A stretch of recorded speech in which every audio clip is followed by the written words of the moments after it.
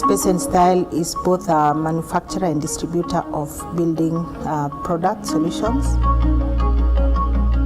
Technology has been very important in helping us achieve our objectives at Space and Style, because through technology we've been able to communicate, we've been able to keep records, we've been able to store our data, we've been able to reach our customers, our stakeholders, our suppliers. The bulk of our suppliers are actually out of the country, so we use technology to reach our suppliers, run our logistics through technology, communicate both internally and externally through technology. The future for both Space and Style and Safaricom looks quite promising. At Space and Style, we're actually reevaluating our business processes.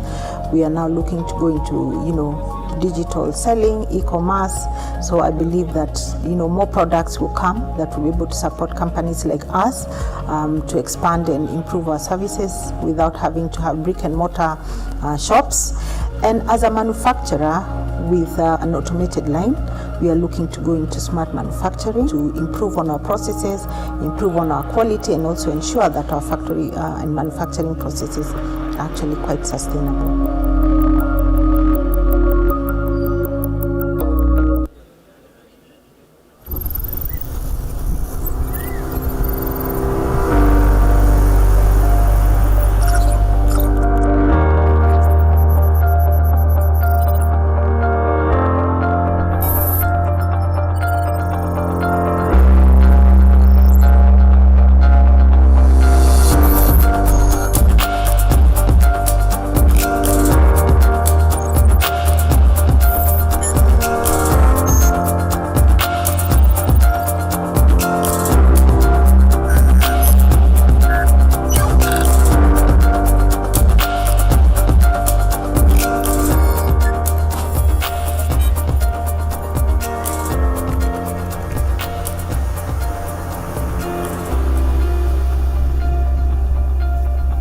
The 12th edition Connected Summit 2023 Digital Economy.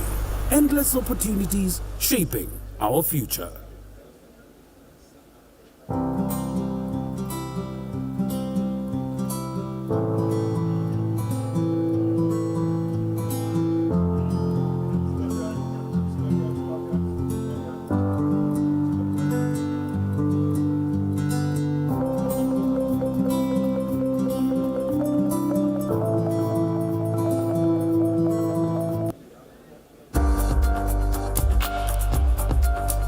I am John Tanwe, BS ICT and Digital Economy. I invite you to Connected Summit 2023. This is a very important event you cannot afford to miss. This is where we come to discuss issues of ICT and digital economy and how we can transform our economy and our country to be a leader in this space. Thank you. Register now. www.connected.go.ke. The 12th edition Connected Summit 2023 Digital Economy. Endless opportunities shaping our future.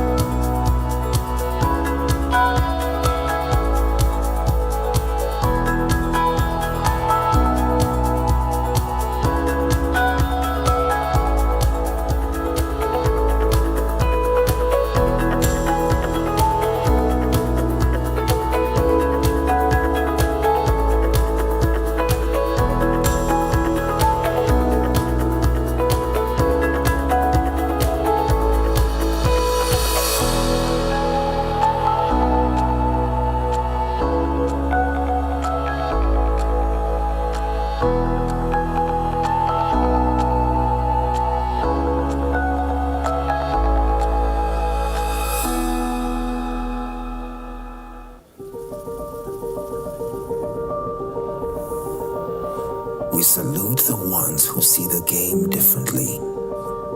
The creators, the innovators. We see the artists and the champions. Those who look beyond, who want to wake up every day and give everything they've got to make an impact on the world. The believers in change, the digital warriors, the you. Good morning, and welcome to the final day of Connected Summit. We are in the final stretch. Our chief guest is here, the Cabinet Secretary for Investments, Trade and Industry, Moses Kuria. Thank you so much for joining us, Waziri. Amazing how time flies, Vicky. Indeed. Lots of discussions have taken place, lots of connections have also happened, and at Connected, you like to finish strong. So even on this particular last day, in terms of the discussions we have, in terms of the relationships we forge, on this last day, as we said, we start as strong as we finish. That is correct. Of course, the track for today is Digital Enterprise Business and Innovation. We have a plenary and, of course, the Oracle Innovation Awards, the highlight of the final day. Even as you talk about that, by the way, the conversations also happen online. Yeah. The hashtags Connected Summit 2023. That's on hashtag. You can also use Digital Economy KE as you connect online and let all those people who didn't manage to get to Diani to understand, first of all, the amazing conversations that happened here. You can also let them know what you did on the beach, your round of golf, in case you're one of those winners. Please let them know, so next time, next year, they'll make sure to be a part of this. But as we talk about the conversations, because like yesterday, it was all about digital skills and how to make sure we grow that, and amazing what's happening in that particular space. So we had in the audience 2 developers who are part of what's happening at Sharia House, making sure that they can now have virtual assistants in terms of registering your business. Yeah. Makes it a lot easier in terms of those entrepreneurs who are trying to get into that particular space.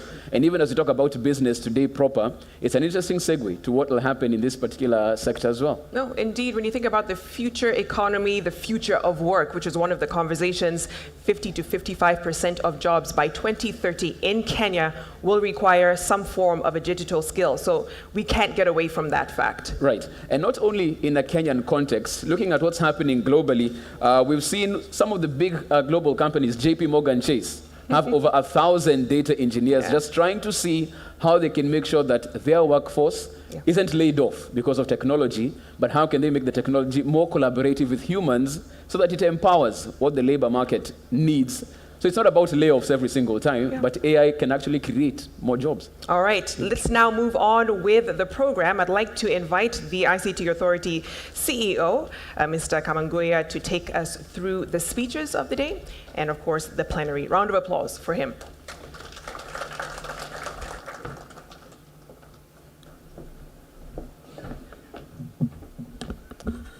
Thank you very much, Victoria and Jeff. Our Cabinet Secretary Trade, Honorable Moses Kuria,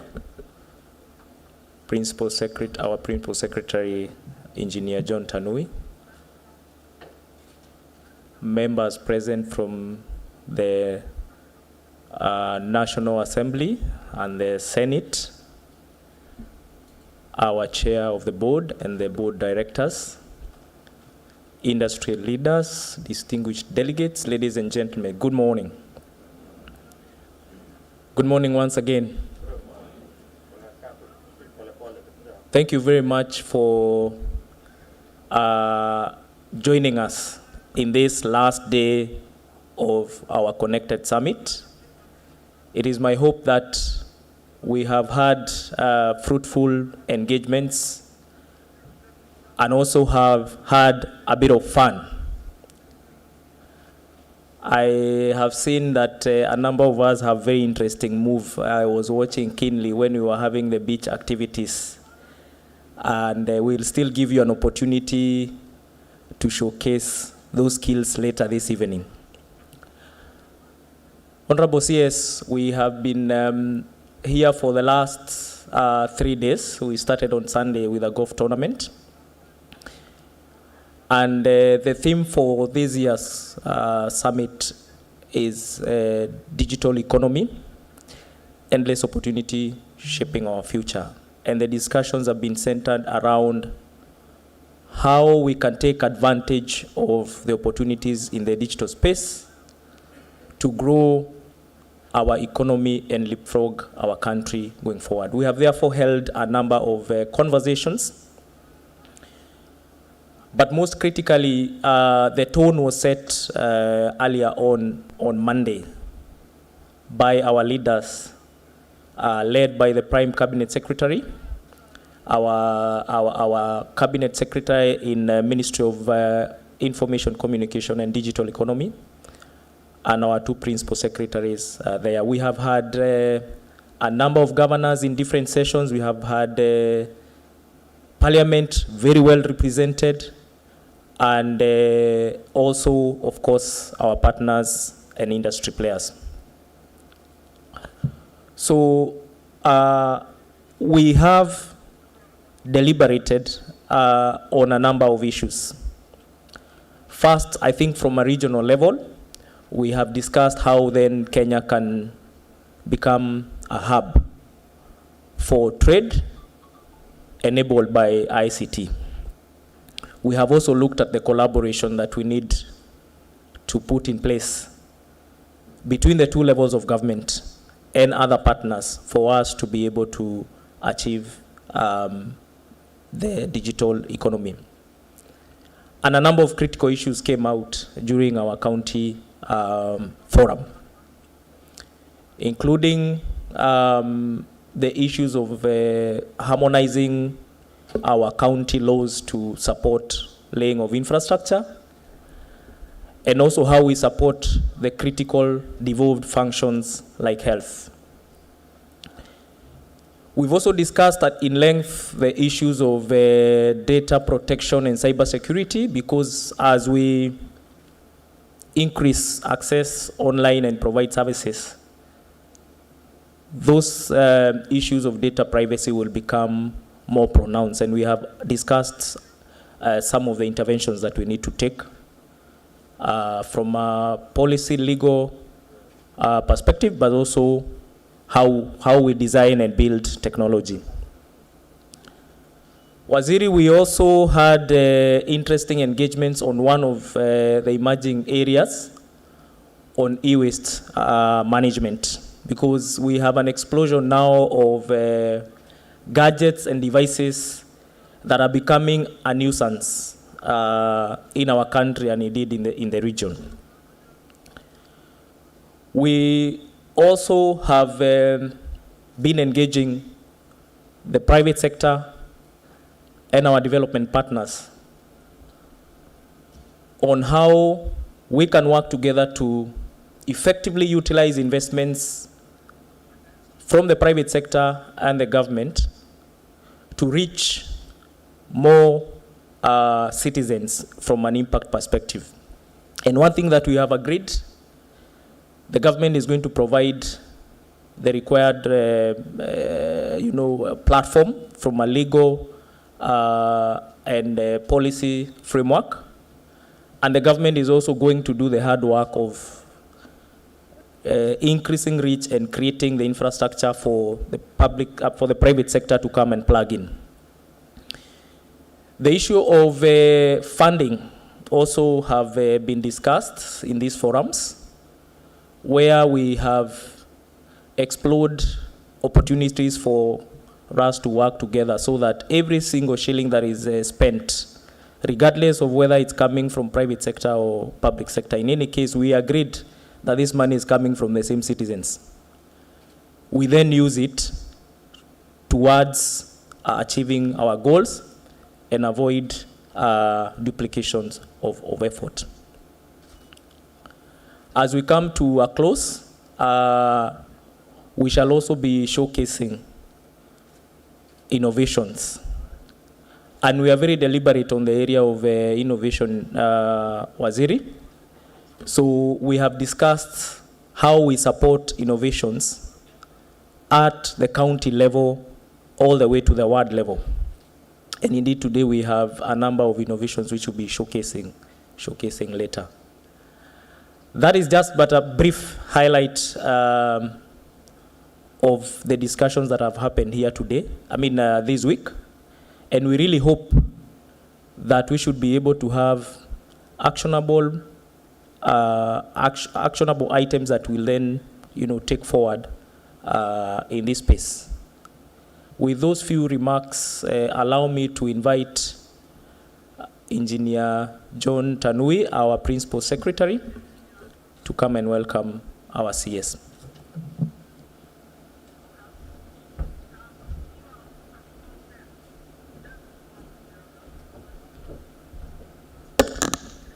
Thank you, Stanley. Our CS, Ministry of Industry, Trade and Investment, Honorable Moses Kuria, the Chair of the Board of ICT Authority, CEO, the board members, captains of industry, our members of parliament who are here, the senators, good morning.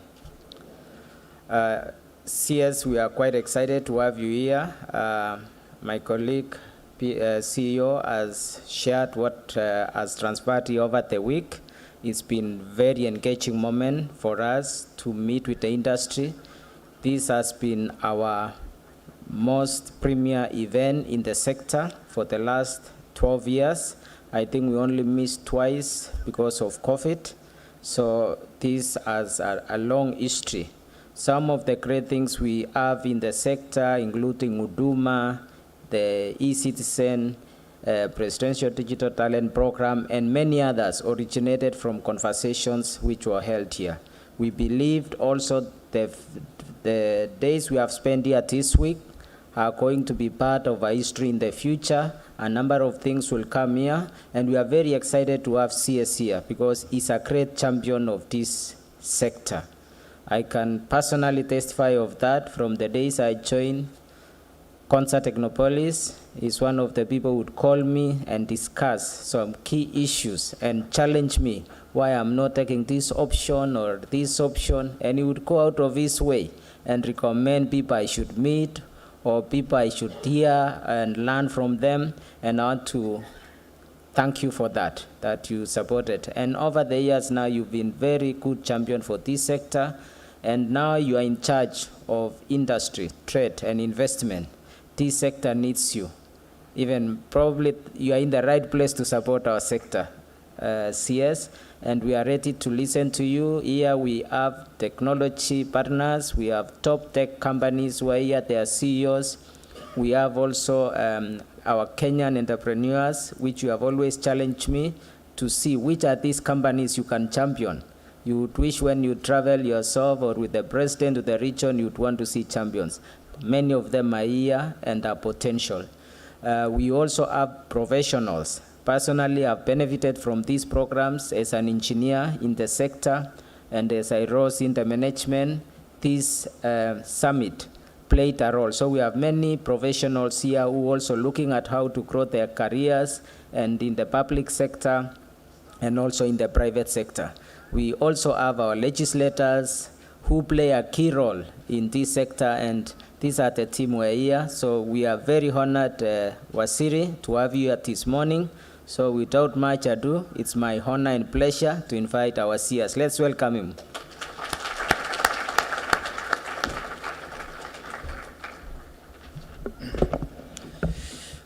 Thank you, Principal Secretary for ICT, Mr. John Tanui, the Chairman of the Board, my good friend and colleague, Silimanas Maritim, CEO, Stanley Kamunguya, captains of industries, members of the National Assembly, members of the Senate, ladies and gentlemen, good morning.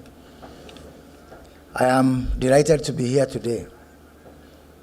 I have always followed up on the other connected cases, but I think this one comes with an extra dose of energy, and I'm liking what I'm hearing, the brief that I've received about the topics that were covered in the first 2 days. First of all, let me bring to you the support and the commitment of the government under President William Ruto to growing this sector. And it's something that I keep saying. Our oil and our gold is our technology as a country. So we're not here by mistake, and we're not here by accident. We are here because we believe that using technology, we can be able to leapfrog over so many other, even developed countries. And all we need to do is to dare to dream, and we'll get there. If John Michuki, the late, and God rest his soul, was a conservative, would we have M-Pesa today? The answer is no. So here comes another opportunity for us to dare to dream. And as Lester Doro wrote, fortune favors the bold. Unless we are bold, then luck will keep evading us. I am also here today because I consider myself as one of you. Many years ago, when I joined the banking industry, I specialized in management of technology through business processes. And I had an interesting career in that sector. At one point, I'll tell you a story. I used to be a business analyst at a certain bank, and I was so much interested in coding. I was not very good in coding, but I was always, amazed by coding. So like the way you would be left with your father's toys and you start playing around with them, one time my developer went home and left me with the system. And I actually tried to code. It was a platform. How many of you, let me see how old this crowd is. How many of you knew of a certain coding platform known as DataIs? Very few. That shows that I'm soon joining the League of Ancestors. So how we used to know a good developer those days is something we used to call balancing of the brackets. So you have got 7 brackets on the right. So if you have got 6 on the left, then there's a problem. So you have to keep seeing where you got it wrong. So anyway, it was a bank, and we were developing something for payments. And there's this thing that had really defeated us about how to treat cross-currency transactions. And Beryl, I remember Beryl Atieno was my developer. She went home and she told me, now if you want to sleep in the office, shauri yako. So I tried and tried and tried for this formula, and somehow it couldn't. So it was late, and of course, those days in the beginning of our careers, you don't have a car. So I went and I took a matatu and I was going home. Before I got home, the formula came to my mind. And I alighted from the matatu and I went back to the office. And I got it right, I actually got it right, and Beryl was amazed the following day. Anyway, I am a tech enthusiast, and I went out of there to work in several countries. At one point, I was a head of technology projects for the biggest Islamic bank in the world, and the only non-Muslim who was allowed to present technology products before the Sharia Committee, which is the apex governing body for Islamic banking. The only non-Christian who was allowed to do that because nobody else could do it. But the epitome of what I consider my career in this US sector is after many years in banking, I joined the consulting world. And I was based in Dubai, and I was selling technology, for several companies, most of them European companies and American companies. And there is this company from Germany that my company was representing. It was for remote management of desktops. For those of you who assume things were the way they are today, we have come from far. So this company, it was called Matrix 42 from Frankfurt. So I was representing them in the Middle East and Africa. And I sold quite some installations. But the biggest win for me is when I managed to close a sale for a remote desktop management software to Wipro. I said, somebody asked me, how can you sell milk to a cow? How do you manage to sell software to an Indian company? That one will still remain on my CV. Plus, of course, many other things that we did also in this market. I was among the first team that introduced utility payments via ATMs.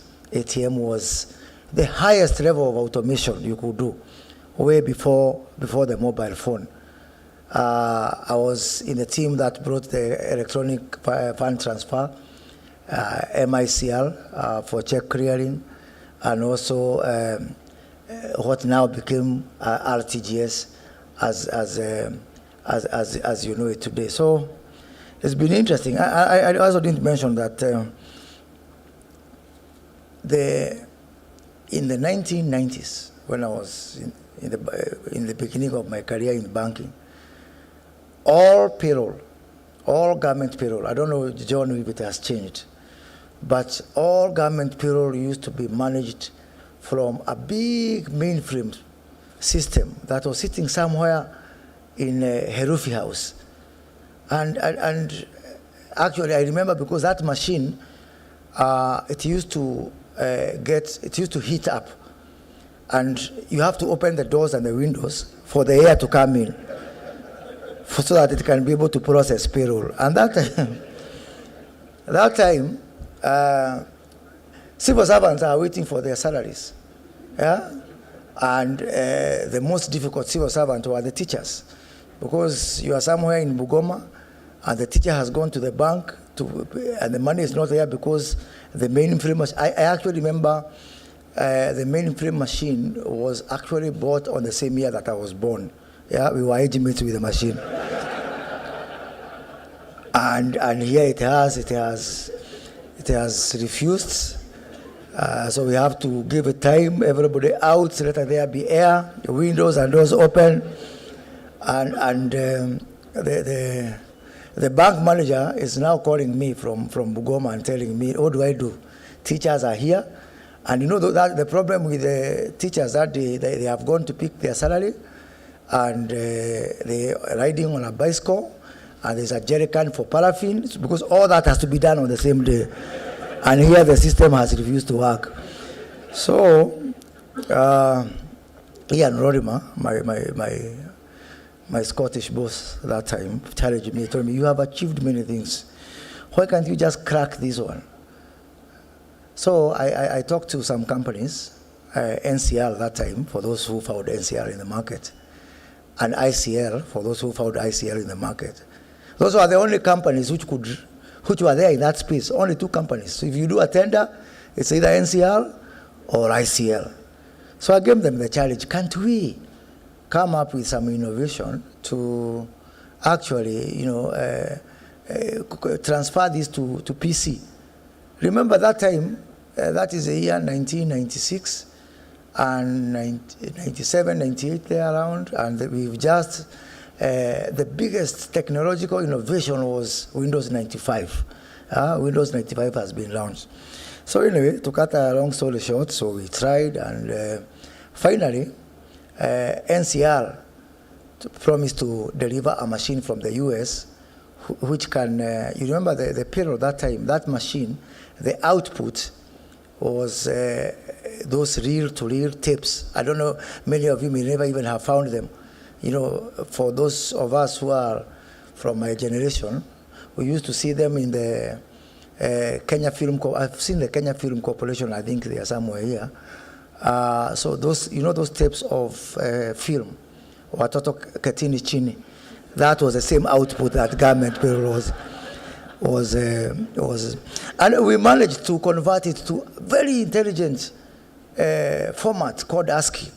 And it was a big achievement for us to convert from reel to reel into ASCII. And therefore, that became the beginning of when government payroll in Kenya moved to PC and system. And by the way, I had to get, government could not fund that whole project because of they said that donors somebody was eyeing some money from donors. So they said, I told them, no, I don't have to wait for donors. So I got KCB, I got Barclays, and I got Standard Chartered Bank where I was working to fund that project. And still some people were resisting. Anyway, we can talk about technology until cows come home. Let me tell you what I'm doing now that I'm the Minister for Investment, Trade and Industry. Now, we are doing several things, first of all, in terms of tech leadership from my ministry. First of all is on the area of digital trade. And in all the agreements, in all the bilateral negotiations that we are taking through, digital trade and e-commerce is now a must. We are discussing it within the East African community. We are discussing it within COMESA. We are discussing it within Africa Continental Free Trade area. We are now negotiating. We put it within our agenda for our economic partnership agreement with the UK. We are discussing it under the Strategic Trade and Investment Partnership with the US. It is one of the topics with the UAE, with whom we are negotiating right now. And it is one of the topics also with the European Union, which we are just about to sign any time now.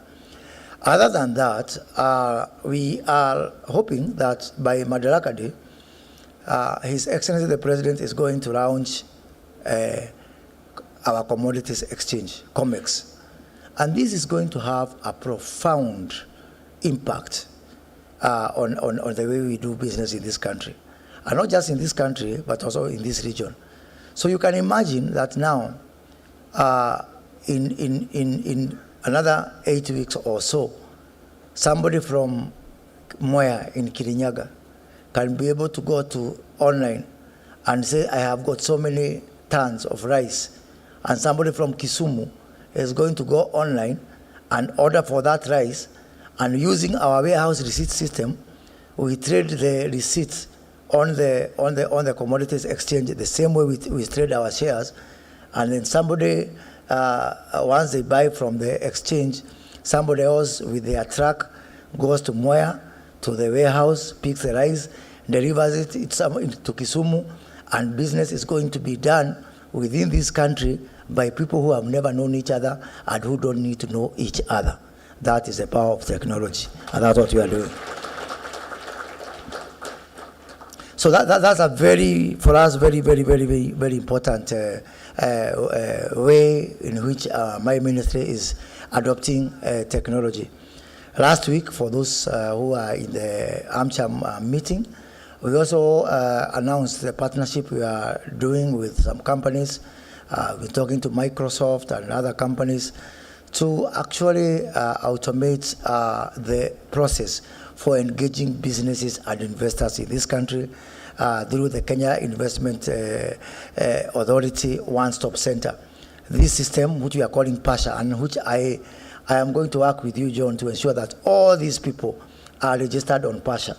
Because unless we know where they are, then how can we be able to help them? How can we be able to support them? Because right now, we are scattered all over. And using this PASHA system, we are hoping that we can be able to put things together. Those are just but some of the very few things that we are doing as a ministry in support of this journey of digital transformation. So how do I see us working together? I see us working together in several ways, ladies and gentlemen. One of the things I don't like, and I've been challenging John way before he was PS, when he was a CEO at Konza, and I was a member of the ICT committee in the 11th Parliament.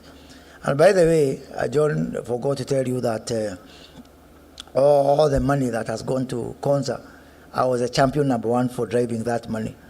Unajua binadamu ni wa kusahau. John, I forgive you. I thought you'll tell these people that I robbed for you up to 11 billion shillings.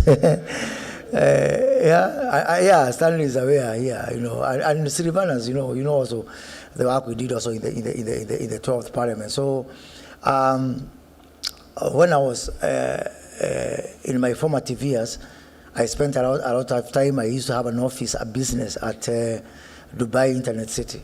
And that's where my support for Konza came from, because way back then, I was, from 2014, it was clear to me that we could take leadership in this tech space. And I worked with John and I worked with Bitange Demo to put the foundation for what is Konza today. But we need to do much more. If gold and oil for this country is technology, then we are not doing extremely well.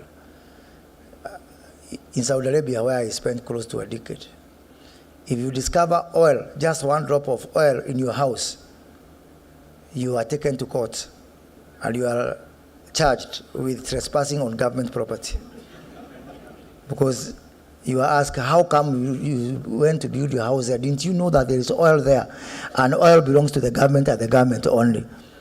Because that is their lifeline. And if our lifeline is technology, then we need to do much more to organize and to structure ourselves to take advantage of our oil and our gold, that's our technology. And I really want to see a situation whereby we structure this along several lines. Let's start with the most basic one, the one that pains me most. Talent. We need to do much better to manage our talent. Yesterday, I was in Embu County in an expo, and I found these wonderful kids. One of them has got some technology for predicting diseases for crops, something that we need. Another one had technology for testing or for analyzing soil acidity.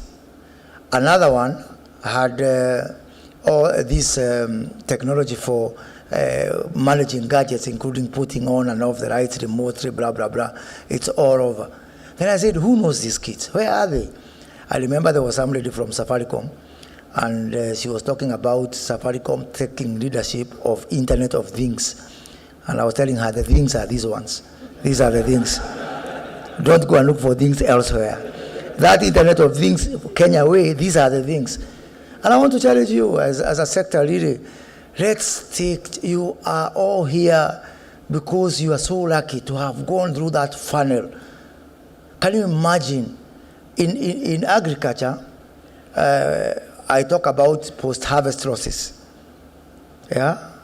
For every 8 mangoes that leave the farm, only 2 make it to the market. That's post-harvest losses. And we are doing a lot of stuff, building up aggregation centers, industrial parks, to be able to stop the post-harvest losses on mangoes and avocados, on tomatoes, and stuff like that. So that one I will do. What about the post-harvest losses in the tech world? Who is going to do something, John? I'm doing something about mangoes and tomatoes. Can you please do something to stop the post-harvest losses in our talent? Because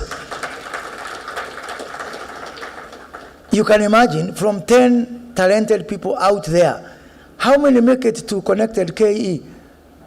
I'm not saying you're not smart, but I'm saying there are more smarter people out there than you who are not fortunate enough to get a connection to make it here. And if in Saudi Arabia you're accused of building on government land, if you find oil, can we criminalize having any talent out there that is not harnessed and that is not given an opportunity to become the next Microsoft and the next Meta and the next Google in the world? How do you know? And that's why we've agreed with the Ministry of ICT and Ministry of Education that we talk about the Silicon Savannah. And Ambassador Meg Whitman, my good friend, has challenged us on to take advantage of Silicon Savannah. So we've agreed that from primary school to secondary school to colleges to universities to villages, we are going to have Silicon Savannah clubs from all those levels. And I want you to invite me, John, to launch the Mulot Silicon Savannah Club. Because if we have these clubs, we used to have 4K clubs for agriculture. So the Silicon Savannah clubs are going to be the equivalent of the 4K clubs, so that we are able to identify these talents right from primary schools. We killed everything that used to help us to harness talent. The science congresses, I don't hear of them anymore. So save yourself first, save your world, save technology. Let's have this Silicon Savannah Club so that we can be able to move there and to structure and to harness our talent and to ensure that no single talented kids, you don't have to be rich, you don't have to have rich parents, they don't have to take you to a coding boot camp. Most of you can afford for your kids. But even for that kid, son of a farmer who has no shoes, let's work together to give that kid an opportunity, because who knows, that could be the next Bill Gates, who we are wasting. So as we sit here and we enjoy this wonderful gathering, let's all work together to ensure that those kids out there who don't have the same opportunity or lack, that also they have, they are part of that. So that's about structuring talent. After we structure talent, I want us to structure businesses. And there is a lot of fragmentation of tech businesses. Today, I can't tell you who are the software companies, who are the infrastructure companies, who are the security companies, who are the business intelligence companies. So because there's no one single way of recognizing these businesses. So again, I've instructed the Kenya Investment Authority to work with John and the team at ICT to ensure that we, as Kenya Investment Authority, invite you so that we know you register with us, so that when I'm asked we want to support software companies, I know where you are. Sasa hata tukitaka kuwasaidia, tutawasaidia mko wapi?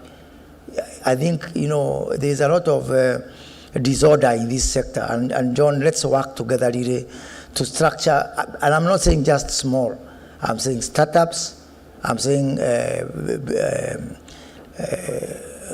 ongoing businesses, I'm talking about multinationals, and I actually challenged multinationals last week and they responded very well. Let's all come together as government and the private sector so that we are not saying we register you so that we regulate you. I don't know why you still fear government. We are not for regulation. We are registering you so that I know this is company X, it is in software, this is company Y, it is in infrastructure, so that tomorrow maybe there's an opportunity. Maybe I need to have a discussion. Maybe I need to work with you. In the month of February, I visited 12 heads of state from Africa, East, Central and Southern Africa. And 6 or 7 countries, heads of state told me, we want you to bring your tech companies to help us in our digital takeoff. Today, if I ask John, who are these tech companies, even John will struggle to know who are these tech companies, because some of them, it's not just the big companies that we know. So, if you are a tech, you are in charge of data. I have data on agriculture, I have data on exporters, I have data on manufacturers, I don't have data on tech. Who are the owners of data? How ironical can that be? So let charity begins at home. Be structured. That data you're selling to others, I will tell them, before you buy any data or any technology from Kenyan companies, ask them how well structured they are themselves as an industry. Because you are applying data and structures everywhere. You help us to make our businesses efficient and cost effective. Why can charity begin at home? I don't know where to go to get software companies, to get hardware companies, to get infrastructure companies, to get BI and security companies. Let it start right here and let charity begins at home. So that's now on structuring businesses. After we structure talent and we structure businesses, let us now move to the issue of finance.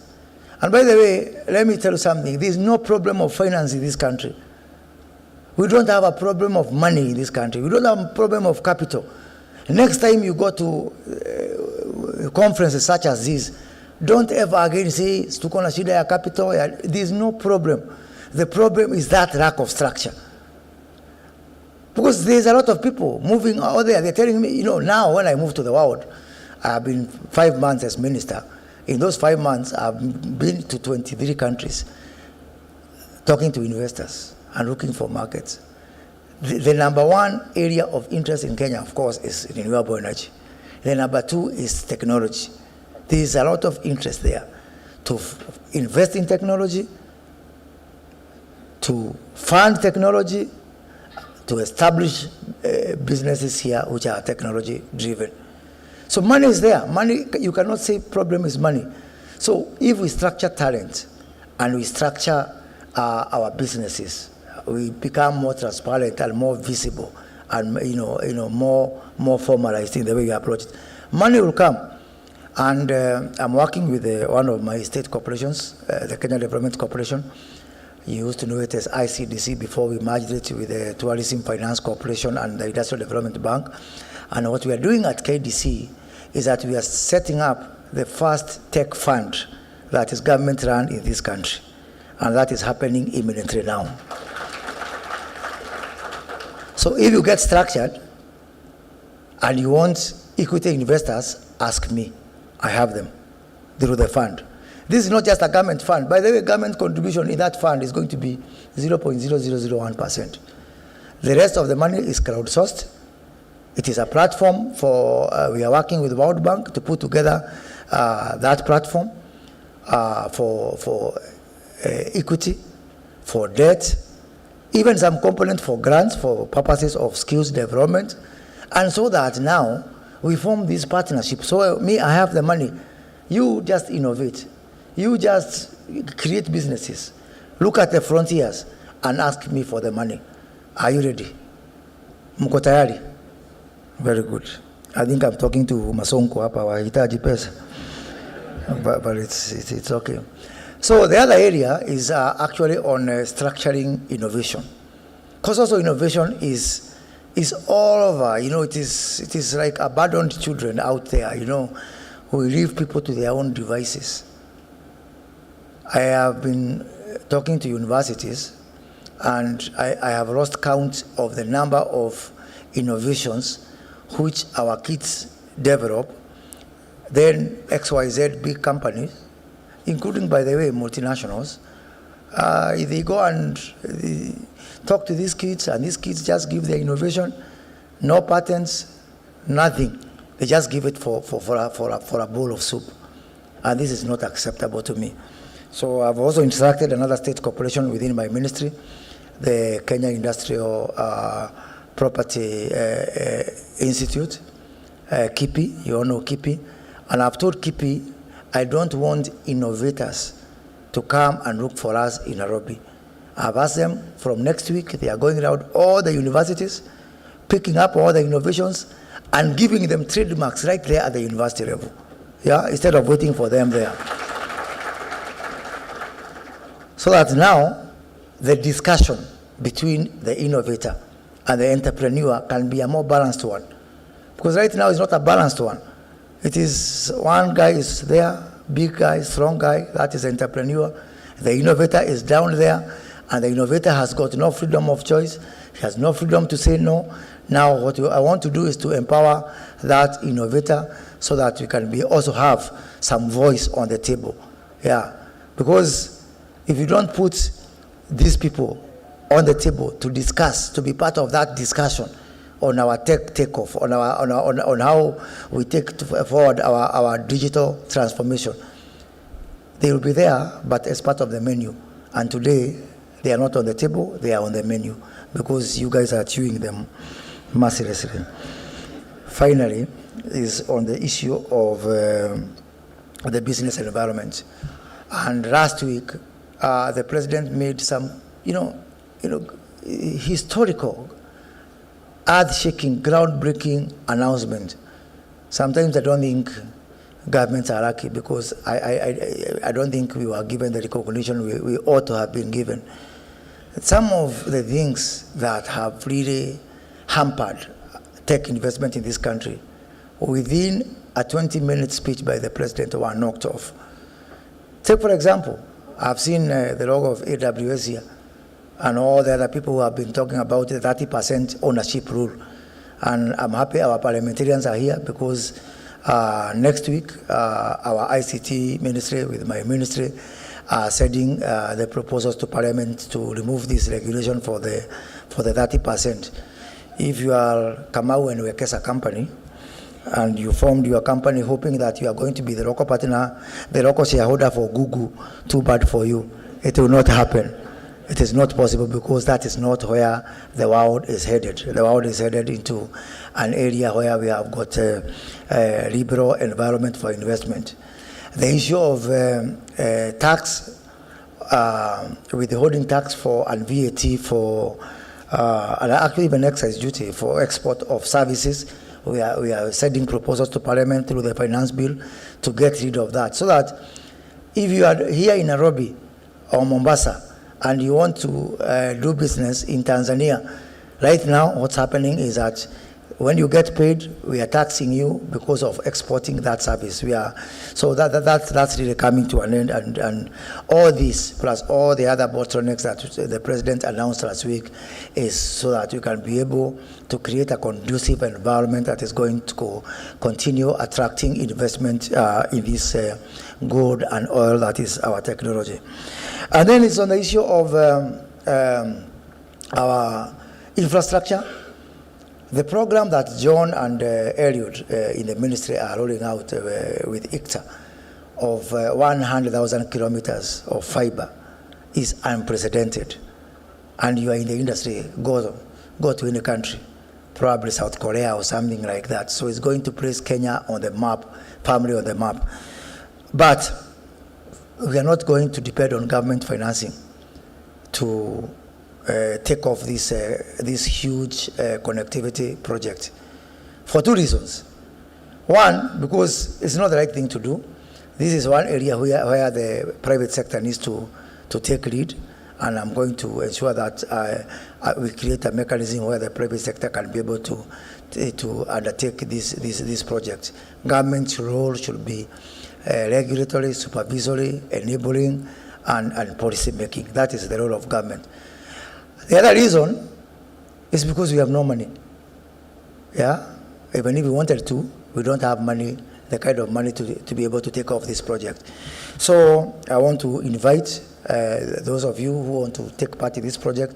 We have agreed that we are going to make money available on equity basis or debt basis, whether it is in manufacturing or fiber, whether it is in those people who are going to actually be doing the civil works.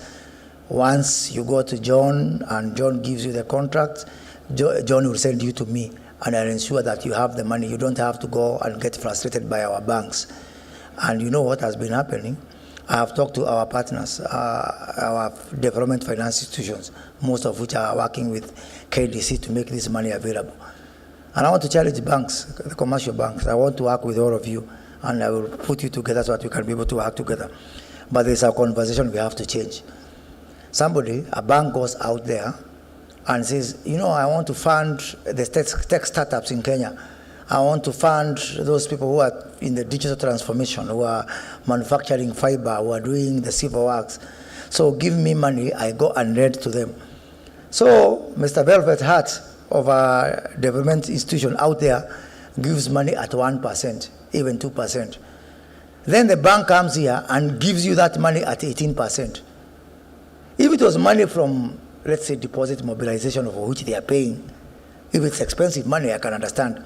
But money that was given by DFIs and other partners, ostensibly to take off our digital transformation. Then you come and you take money 1%, you rate the money at 17%. How different are you from that person who goes on television, televangelist in the US, ask for donation for clothes and food for those children dying in Africa? And then you go to Mutindoa and you sell Ogekomba and you sell the clothes. There's no difference. There's no difference between you and somebody who is getting ARVs to give to people who are dying and you come and sell it.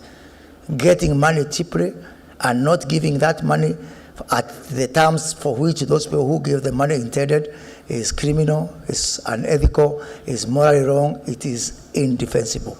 And that's the story I want to change by ensuring that government through our own DFI is in the middle of that conversation to ensure that the money that is intended for you actually gets to you and actually helps us in our takeoff. So with those not very few words, let me take this opportunity to thank John and the team and to congratulate all of you and tell you that Kenya is actually on a takeoff. So you are either part of it ama ukae kando kando. Kama gari yako haisongi, odoa jam tusonge. Thank you very much.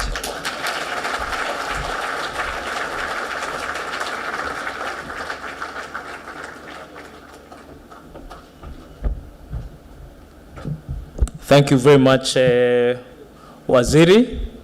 I think really it was timely to have you today, because over and above the other issues that we have been discussing, you have really given us a new dimension of how we need to address the issue of technology going forward.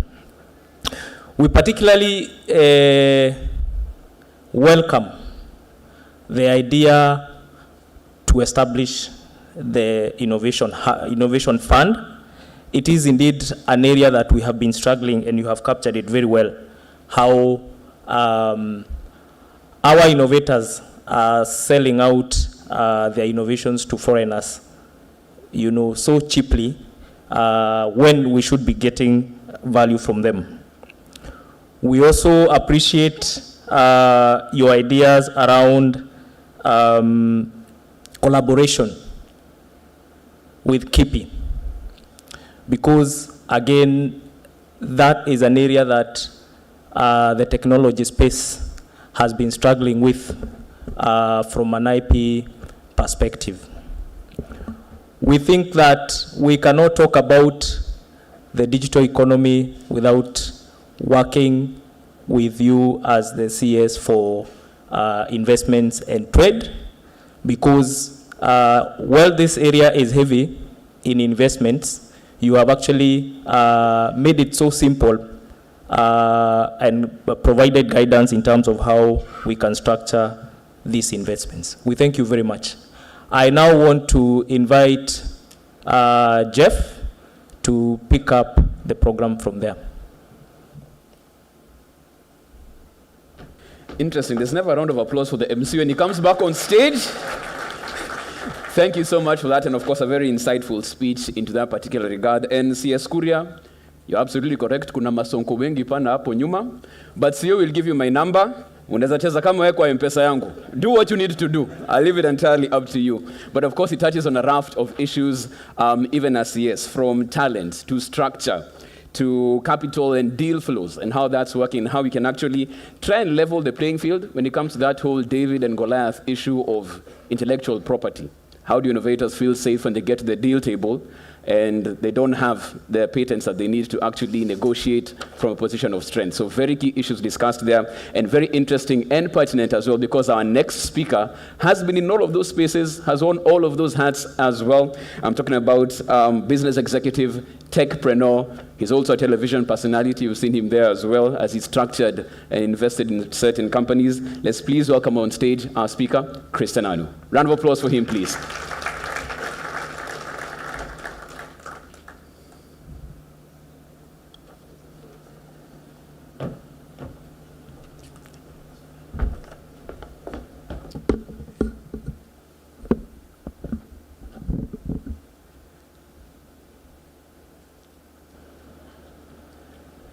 Honorable CS, Honorable PS, Board Chair, CEO, Senators present, MPs, fellow CEOs from the tech industry, ladies and gentlemen, good morning. Very honored to be here today to give this context-setting keynote for the session that's about to happen. I think Bwana CS has done such a great job also, just bringing to light some of the very bare knuckle truths of what's happening in the tech industry, especially for tech startups. And as the world moves digital and disrupts all our lives and what we do and how we do business, there's nothing more appropriate and timely than such conversations. We live in a time of digital disruption in which people, businesses, and industries are being transformed by this rapid technological advancement. From social media to what we are doing in artificial intelligence, this revolution is affecting every aspect of our lives, changing the way we work, the way we communicate, and the way we do business, most importantly. Therefore, understanding how the companies that are successful are actually doing it, what they have done to adapt, what they've done to be thriving, then becomes very important. The digital economy in Africa is rapidly growing and has the potential, of course, to transform the continent's economy.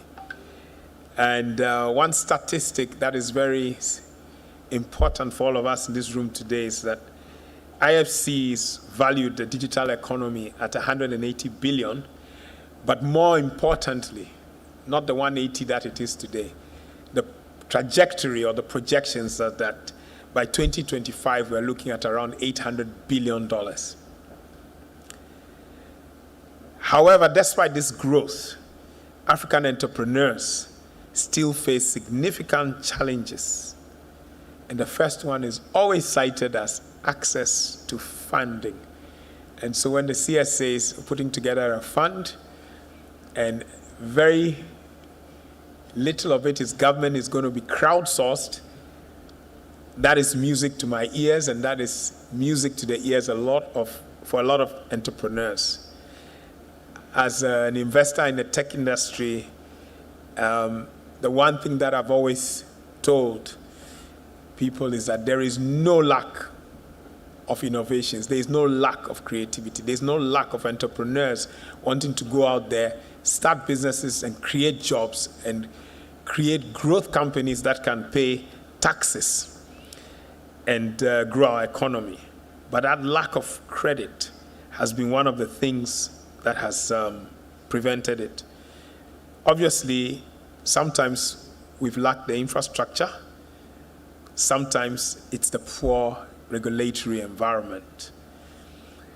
But the more critical factor is that only 20% of the businesses that start, the startups in general, have access to proper formal credit and the right licenses to operate. And this, of course, is changing very fast with the digital platforms and systems that we have for affording credit and for giving people licenses. In the past also, particularly our creative industry has been overlooked as a major contributor to the African economy.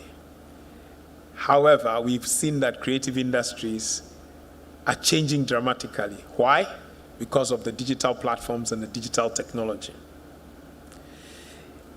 These technologies have enabled new forms of storytelling, content creation, and content consumption, because gone are the days when you waited for a program to come at a particular time that you have to consume from your TV in your living rooms.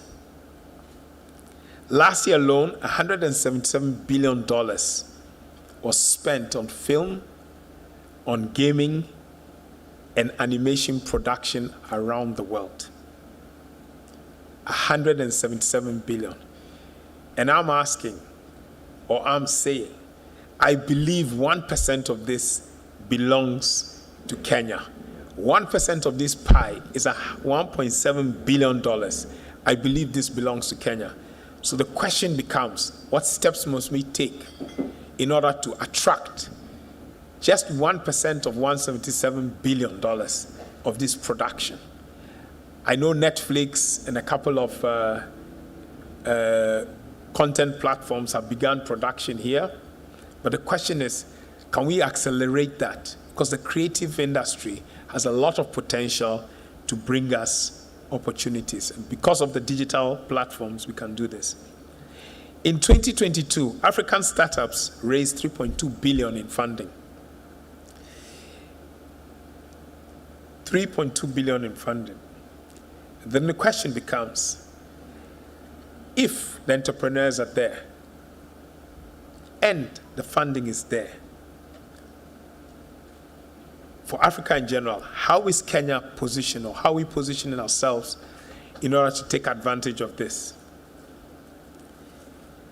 African enterprises are increasingly attracting significant investment to launch and scale their businesses using the digital tools and platforms, with startups in sectors, of course, such as fintech, edtech, health tech. And I am informed reliably by my significant other that there's also nail tech coming. And so the ladies are not being left out on the other side of the game in terms of the cosmetics and the beauty industry. Success in the digital era requires a thorough understanding of the African ecosystem's unique opportunities and challenges, as well as a commitment to innovation and collaboration. We can't do this by ourselves. We can't do it by being an island. We have to collaborate and partner. African businesses and creative industries must use digital technologies to drive growth, to create jobs, and improve our livelihoods around the continent. I believe it is our time. I believe data is what will drive us to the next level. We have a lot of information. We need to do the analysis that is necessary, but we are totally ready to take up this digital era and put Africa at the frontier of the world map. Thank you, and have a lovely day.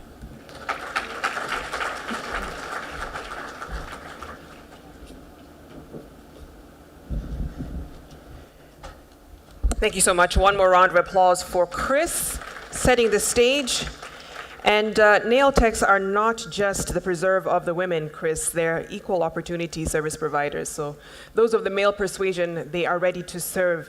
Let's move on to the panel discussion now. I'd like to invite Andrew Lewala. He's a Chief Executive Officer at Kenik to lead us through the discussion on corporate success strategies in the digital era. Round of applause for him.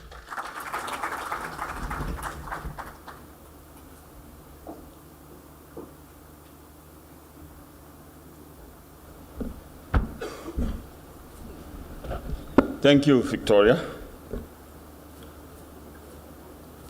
6 years ago to the day, it was a day like today, last day of the conference.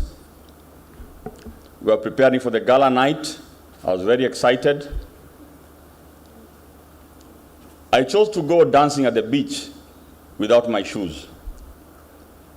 Unfortunately, after a few drinks, I must commit, I've stopped drinking now, I lost my shoes. And in the morning, I was meant to catch a flight back to Nairobi. I had only one pair. I wear size 12. I could not find a replacement in Diani. I took the bus to Mombasa. I flew back to Nairobi barefoot. So I'm celebrating that anniversary today, and that's why I'm barefoot.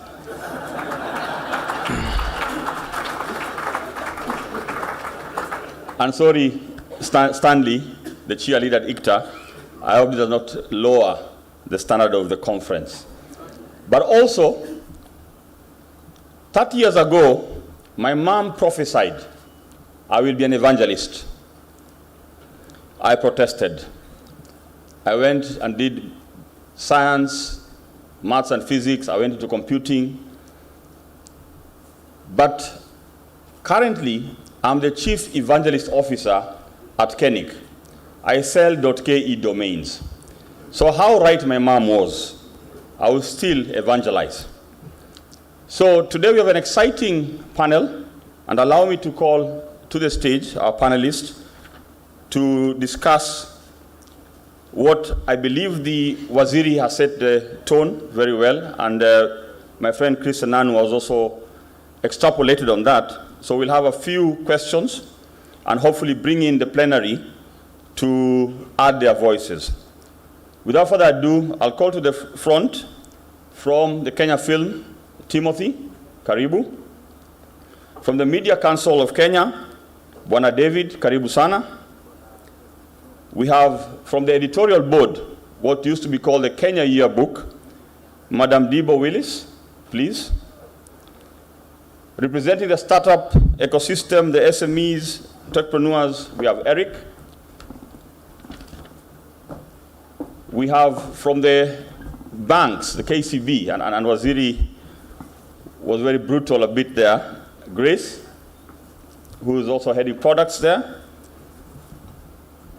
We have Alfred also joining us from the regulator, and I'll be moderating that panel. Is Alfred? He's making his way.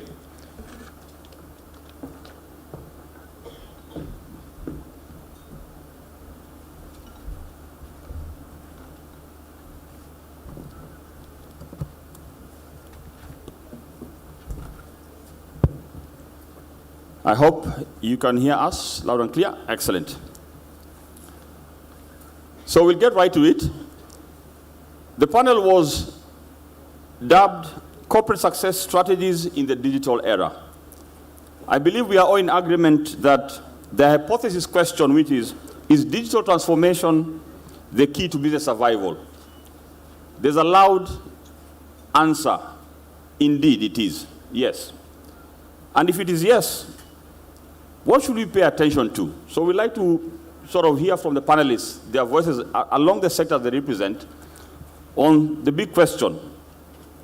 We hope that in this panel we'll meet three objectives. The first one, stimulate a conversation around where the opportunities lie. And thank you, PS. Yesterday, I think you started enumerating some of the opportunities. And Waziri has also painted a good picture. Number two, what are some of those trends post-pandemic that we see the trajectory for the digital era present? And finally, we'd like to also hear your voices on how do we stay agile, adaptable, and innovative. It's good to say we want to do these things. Can we do it sustainably? It's a question that also the Prime Cabinet Secretary posed to us.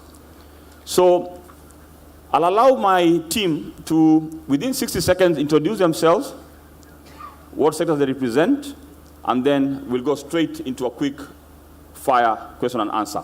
I'll start to my extreme left, please. I hope the microphones are all in order. Yes, good morning. Yes, my name, as you heard, is Alfred Ambani from the Communications Authority of Kenya. I am working in the department that does the licensing and regulation of multimedia services, broadcasting as is commonly known. And the authority, of course, is the regulator for the ICT sector. It's more of a facilitator, and that is what we do as our vision of transforming a country into a digitally transformed nation. Thank you. Ladies and gentlemen, good morning. I am Eric Odipo from Silicon Overdrive, Business Development Lead. At Silicon Overdrive, we assist customers and organizations in their digital transformation strategies, in particular, cloud strategies. Our key partner in that is Amazon Web Services. Among the industries we work with are startups, SMEs, enterprise, and also the public sector. Thank you. Ladies and gentlemen, good morning. My name is Timothy Oase. I'm the Chief Storyteller at Kenya Film Commission, whose vision is to position Kenya as a global hub for film and TV production. Our mission is to market Kenya as a filming destination. And before I proceed, allow me to appreciate C.S. Kuria as being a great storyteller based on his presentation this morning. Tumpigie makofi. C.S. Kuria talked about nurturing talent, and that is at the heart of Kenya Film Commission.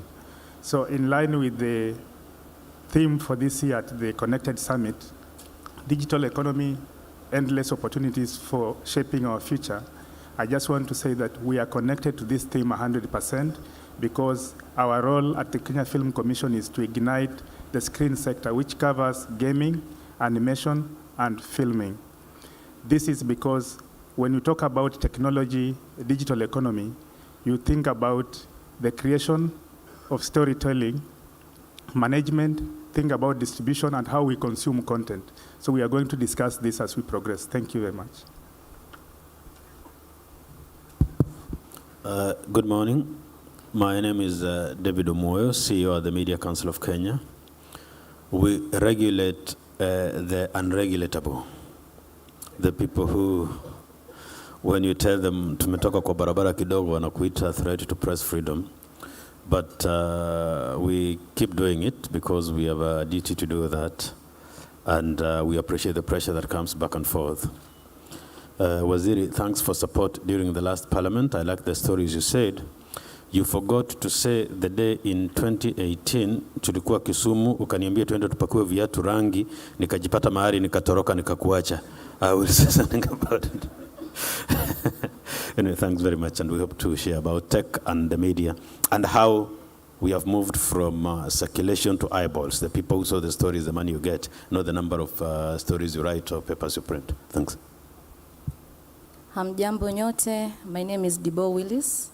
I am a Mandela Washington Fellow, currently serving as the digital lead at the editorial board of the Ministry of Information, Communication, and the Digital Economy. What we do at the board, I think we have a visual representation of it. Everyone has this broadsheet.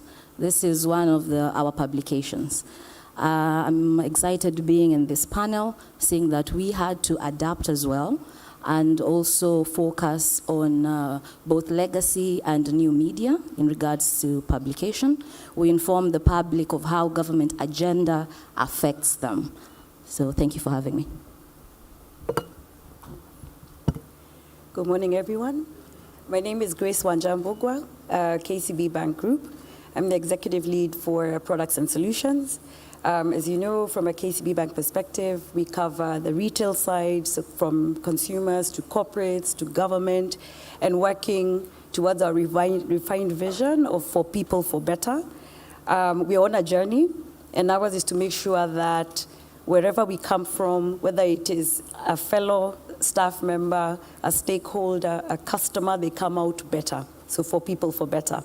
Waziri, thank you for, I must appreciate Waziri. He constantly challenges us. And I have a lot of respect for you, Waziri, in terms of your passion for solutions. I think that have enabled a lot happen in this country in a very short time. So, in fact, I thought you'd be harsher, but thank you. Thank you. Right to it then. Grace, unfortunately you're next to me, and you said Waziri has been kind to you. So my first question to KCB, you develop products. What philosophy then do you use to support this sector? And I think Waziri challenged us. Then how will you improve the business environment and the customer journey in terms of understanding digital and supporting digital? Thank you, Andrew. That's a bit of a tough one, I must confess, especially because, as most of you know, we are what most people would consider a traditional business, right? So we have always known that we keep money, we give loans, we do your payments, and that's our going concern. But as time has moved on, we found ourselves in a different space. We have had to think very, very differently, very, very quickly. Because a couple of things are shifting. So I don't know if it's we don't have a single philosophy, but let me try and do in 2 minutes what it is and the approach we're using. So right now, I think as you've all seen, we have a shifting customer. The customer is younger. Me, I'm more of the customer of the dying age, but the younger one is coming. They're more technological savvy. They are more loyal to their needs than to brands. A lot of us older ones were loyal to brands. They're not loyal to brands. They want frictionless. Their attention span is limited with technology. So that is what we're dealing with going forward. And one of the questions you ask ourselves is that sustainable into the future? Can what we do today take us into the future with this new customer? And this customer is beginning to run businesses, is sitting in this room, and is the future. of the country and the region. So that is a key aspect we have to remember, changing customer. So back to for people, for better. So that's one of the philosophies. And the second one is the fact that, because the room is tech, and there could be a lot of startups that are in this room, is to think about what's happening globally. And when we think about what's happening globally, how does it impact locally? Because not everything that impacts globally is coming locally. But we're seeing a number of things. We're seeing e-commerce. We're seeing digital trade, as Waziri was saying. But most of for digital commerce, from an e-commerce perspective, we're seeing more social commerce. So Kenya has gone slightly differently in terms of that. So we have to factor that in. We have to factor in that trend. And we're also seeing a lot of value chain. So for us, the question is, our customer, I've told you, younger, what problem are we solving for them from a business, personal perspective? If you're not solving a problem, we don't need to be doing it. Right now we already do what we do, which is keep money, give out money. So we need to think very differently how we garner the attention of the new customer. And we'll have to do that in a number of ways, and value chain is one of them. And I'll give some examples. And as we are doing that, as we need to make sure that our brand continues to be strong. So we still need to be a key lender. We need a place where you keep your money safe. We need to keep the lights on. We need to have people writing emails, but at the same time, we have to innovate. So what we've also done is create a digital financial services hub, from which sprung our platform, Vuma. That was a key game changer in how we wanted to be able to operate. So you have a bank that operates BAU and then the platform. And as Waziri noted, we've been challenged a lot. Some of the stuff we've done, Hustler Fund, we were able to partner with the government and another bank and did it in 2 weeks and launched by December. And the other one is the work we do with counties, where we've been able to innovate for counties, to be able to ring fence their collections, revenue streams, make sure money is coming in, pilferage. So those are the sort of things that we continue to innovate around while keeping the bank going. So I think, Andrew, it's not really a philosophy. First, I would say it's following our customer, what we are seeing, and how do we solve their problems while keeping our lights on. Thank you for painting that picture. I'll move quickly to Willis. Government entity, so I think the flavor will be a bit different. Twofold for you. So how are you able to stay innovative and adaptable in the environment you are in, being public sector, in the face of constant change? And is the policy posture currently supportive, or there's something we can do about it going forward? In the board, and I believe in the Ministry of Information, Communication and Digital Economy, one of the things we've taken up is fully embracing the changes, the technological changes that we see. I know for us specifically, we've started the discussion on how to leverage on AIs. I know we had that discussion yesterday. And at the board, we've already started the discussion on how to leverage on AI to communicate better, how to talk to ministries, departments, and agencies on their own ways of communicating better with Mwananchi. So I believe that some of the things we can take up to remain innovative is also create an environment that supports creativity. And yesterday I was happy to hear from His Excellency, the Governor of Elgeyo Marakwet, who pitched and said counties are in need of collaborations and partnerships with the private sector. And I think this also refers back to the national government. There is a need for collaboration to develop, to create rather, environments that support creativity and innovation. When it comes to policy, I don't think Kenya has a policy issue. I think what we have is accelerating implementation. Some of the policies that I know affect creatives in this sector include the upcoming startup bill. We have the science, technology, and innovation bill. The digital master plan itself is a critical policy that we can use to take advantage of the space. I would say that there are several strategies that can be used to accelerate implementation.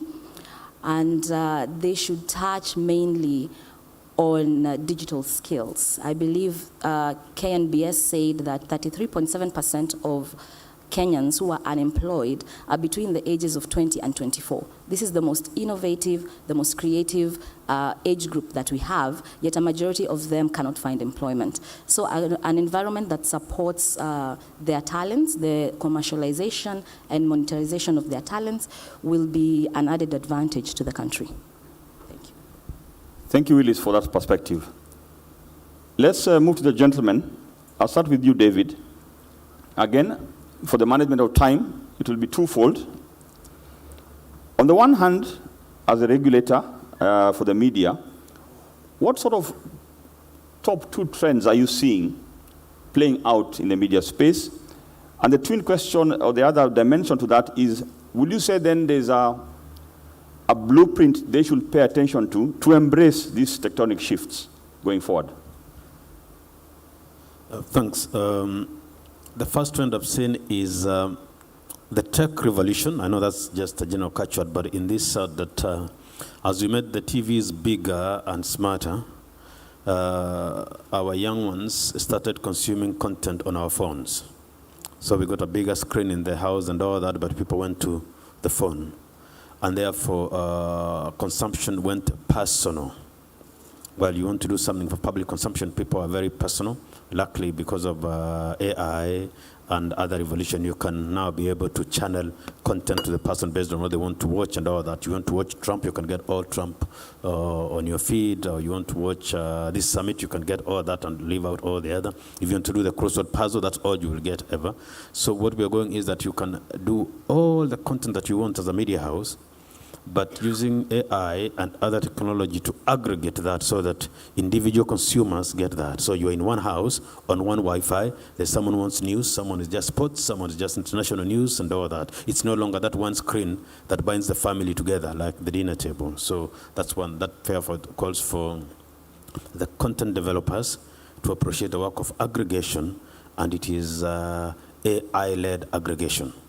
That we can be here, all of us. We have one screen here, everybody ignores, but everyone, because of your gadget, you're consuming whatever you want from one pool. That's one thing. And number 2 is then the monetization aspect, because we are following a crisis of sustainability. And I said earlier, we have moved from then the numbers or the number of viewers or the number of copies produced to the eyeballs.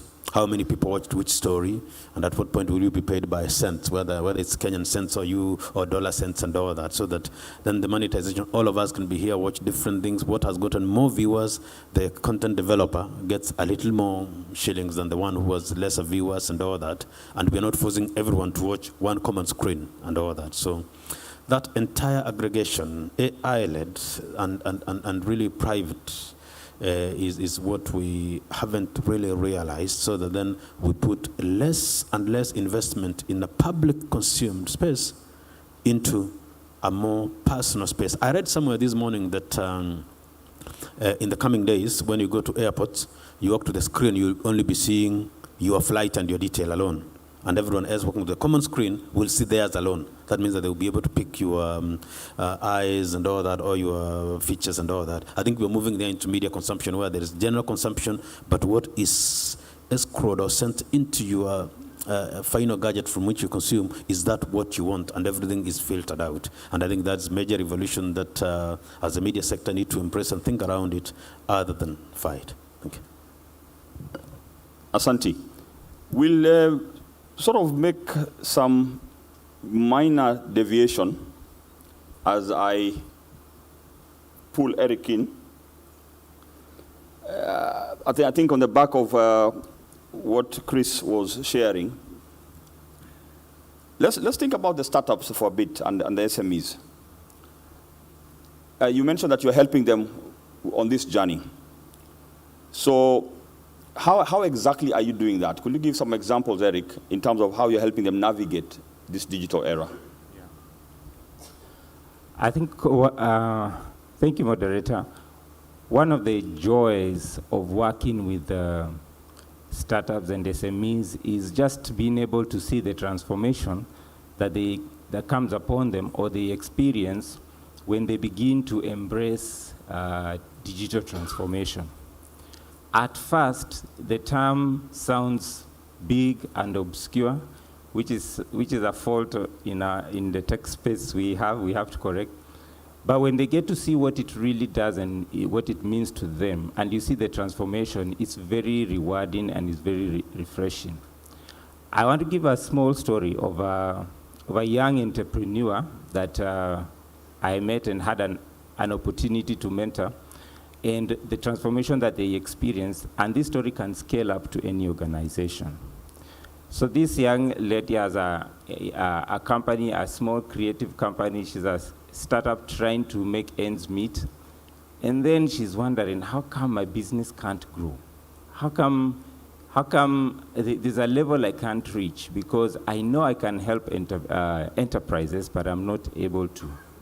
And so when we had a conversation, we realized you don't need to do any complicated system right now. What you need is, let's look at what digital transformation would mean for you. Number one, can we move away from your private email to a corporate email? We did that. Can we register your domain? Kenik. Just look for the business name that you have, and it's available. All right, now let's make a static website.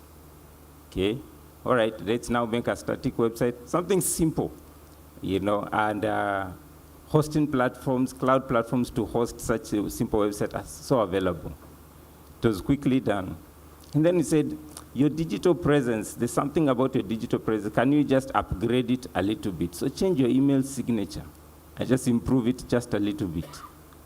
And she did that. And then we said, okay, now the next thing is, let's look at your business. How do you interact with the enterprises? Let's look at templates. You send quotes on email, but in the internet there are templates, business templates, on how you can do invoicing and quotes. And so she customized them to her business. And in a span of 8 months, I saw her business move from revenue of 50,000, for example, she'd make 50,000 in a month, in a span of 8 months to doing business of about 700,000 worth of business. Why? Because she just digitally transformed and just made small changes to her business that now she was able to upgrade and interface with the enterprises that would be her customers. So I would say a very strong yes to digital transformation for organizations, for startups and SMEs, and also give the comfort and assurance that the journey starts simple. The journey starts in a very sustainable way if you think of cost-wise, but it's very rewarding and it's very fulfilling. Thank you. Thank you very much. I'll come back to you, Tim. You're the storyteller. And I was very entertained when Waziri took us back memory lane. So, because you deal with the creative sector, draw for us some linkages you see between the storytelling and what we are calling the digital economy. And as you unpack that, are you seeing any disruptions to the creative industries? Is it going to continue, or we will see a lull before another hype? Thank you very much. To start with, digital transformation has actually created room for more people or storytellers to air out their stories, and also to be able to look at most innovative ways on how to be able to tell their stories. There are 4 critical areas of focus. 1, creation, which involves innovation. The next one is on management of the entire value chain from creation to consumption. Then there is the distribution component, where we talk of today, each one of us in this room has a smartphone and can be able to access any kind of content. In addition to this, there is a component of consumption, which purely, directly you are able to access whichever kind of content that you want from whichever destination in a manner that you want. What is more important is the fact that there is more localization of content than ever before. A village boy in Turkana can be able to come up with a story that can be able to be transcribed or translated into Chinese and accessed by millions of population in China. What I'm trying to say is that we have an opportunity today, and out of this disruption, there is more localization than ever before. Netflix, among other big distribution channels, are now sourcing for content from various parts of the world because they would like to tell local stories. Locally here, we have had a number of local media houses turning from foreign content to local content because that is what we want. So yes, to answer your question, disruption has created an opportunity for content creators. It has also created an opportunity for tech companies to be able to channel more pipelines as a means of distribution of content, and that's why you find most telcos today are our critical channels of distribution of content. And as a storyteller, mine is to champion the same and position the fact that more storytelling has a potential to create more jobs as compared to any other sector. Beyond this, we can be able to create a cohesive society. In addition to this, we have an opportunity for us to brand our country through these stories. What do we need to do? We need to apply the following key pillars. Create a film-friendly environment, ensure that we are able to move local stories from the villages to the cities, and be able to take this up using tech opportunities through app applications so that we can be able to tell these stories the best way possible and monetize the same. The other key component is legislative framework as well as key policies that will be able to provide an affirmative action for the creative sector to have a pole position in the country's planning. With this, I believe we can be able to position the country, put ourselves in a position where we are able to create wealth, jobs for our people, and also create an understanding among ourselves. Thank you. Thank you, Tim. As I move to Alfred, I'd like the plenary to start maybe preparing some questions. So participants, I think you can start lining those up. I'm not sure how we'll do that, but we'll be coming to you shortly. So, Alfred, Tim has created a segue to you, with the last part being sort of regulator. And you are part of the team that looks at multimedia at CA. So definitely I did not leave you last, because that can be very painful for me. But we want to save the best for last.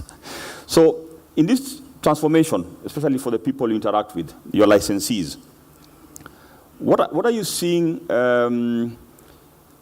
as a regulator in terms of, are you able to keep up with some of these needs from a regulatory perspective that you're seeing from the creative industry? And how are you able to actually do that? I think that's the first thing I'd like to hear from you. I think, and secondly, everyone is saying you need digital transformation to survive. Are you persuaded that that's the case as a regulator, or there's something else we are missing?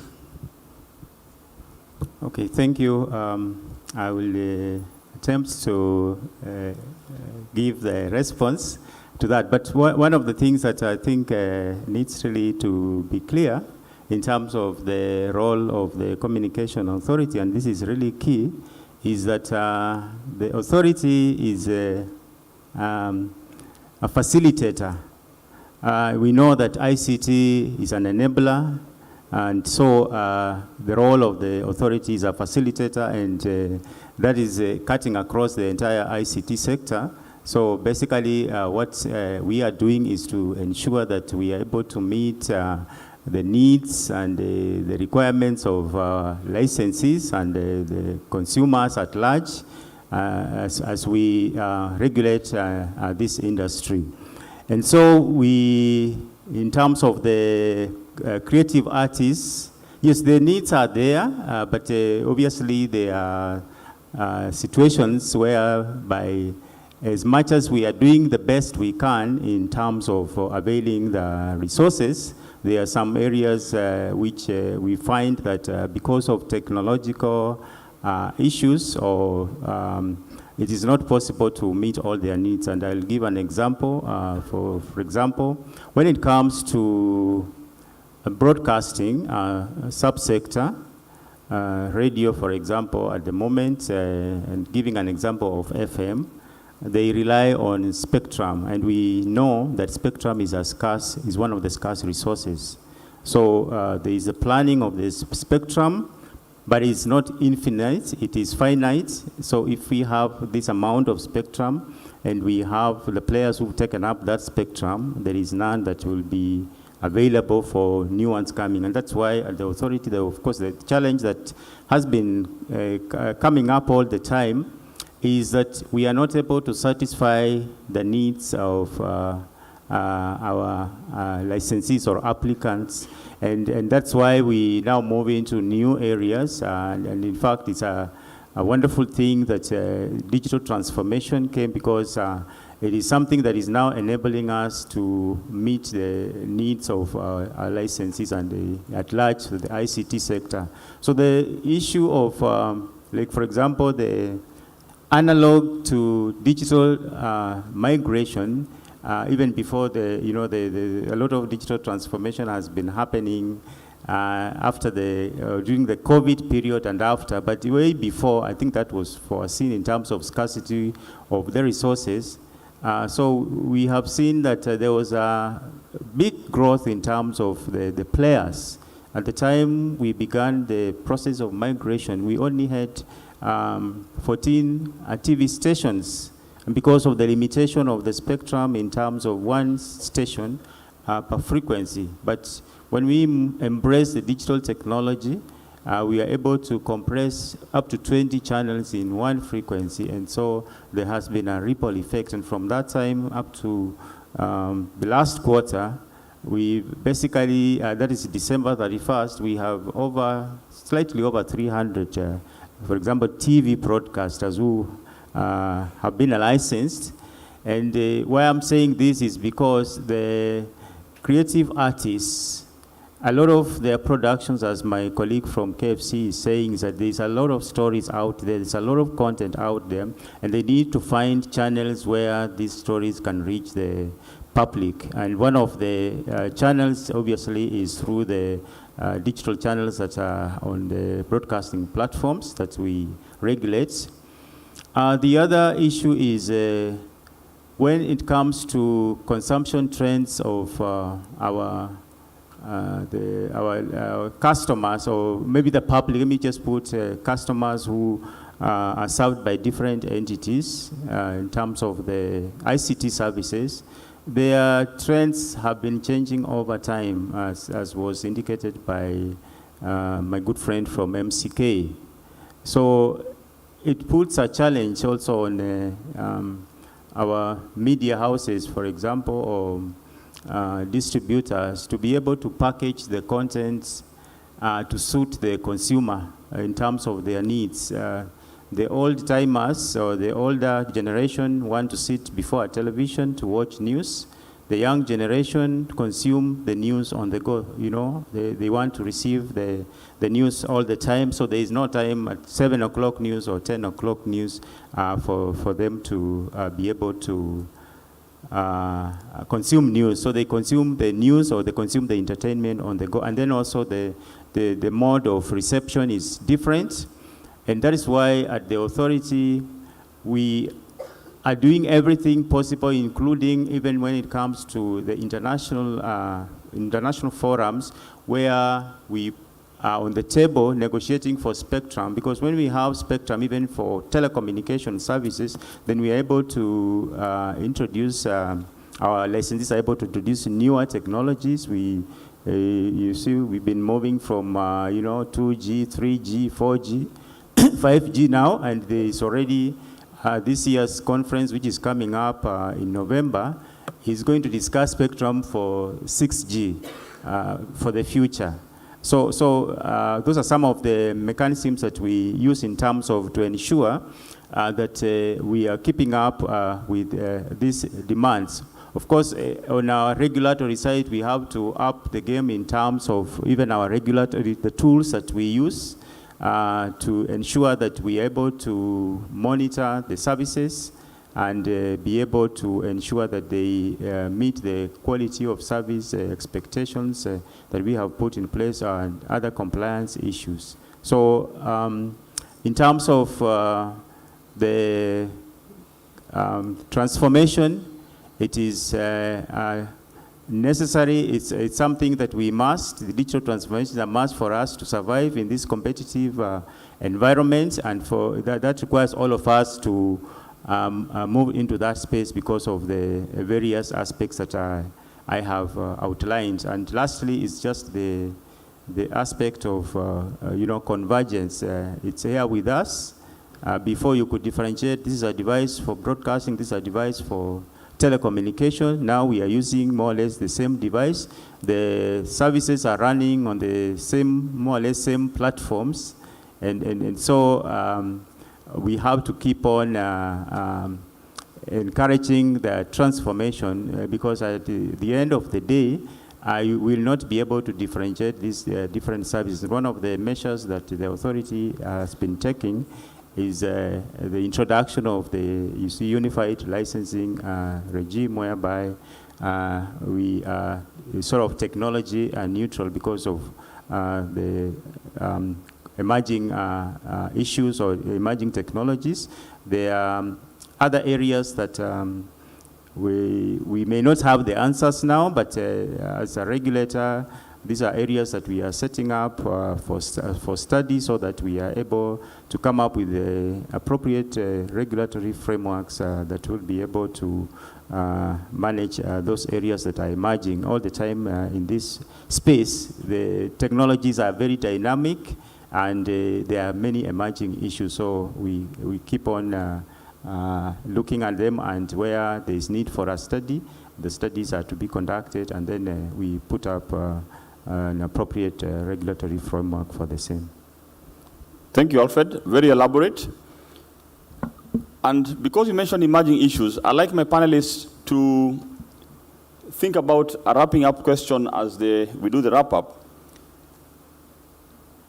Are we paying attention in our different organizations, the dimension of the ethical dimension, the people dimension, the environment? Think about that, because I'll give you 60 seconds to wrap up around that. As I welcome the plenary, any burning questions? I'll take 3 in quick succession. One on that side, one in the middle, and one is here. Do we have microphones, please?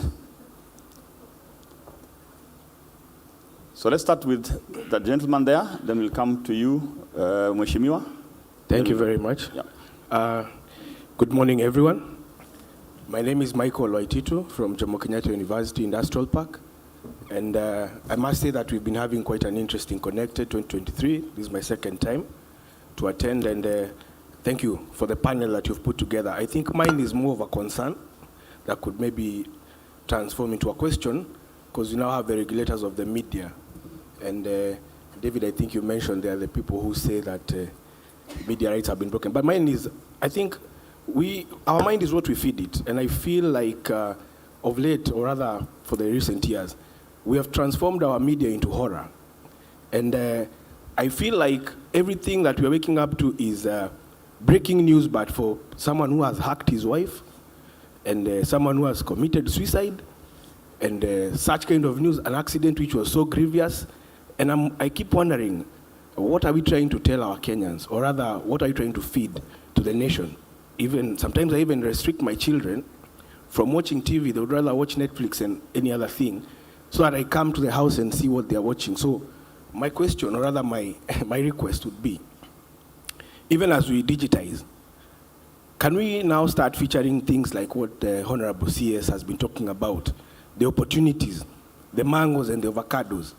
Can we talk about what KJ was telling us here, Mheshimiwa, how he's doing a feeding program in his constituency? Can we talk about what the governor, Elgeyo Marakwet, in charge of ICT, was talking about, an innovation hub that has capacity of over 500 and above?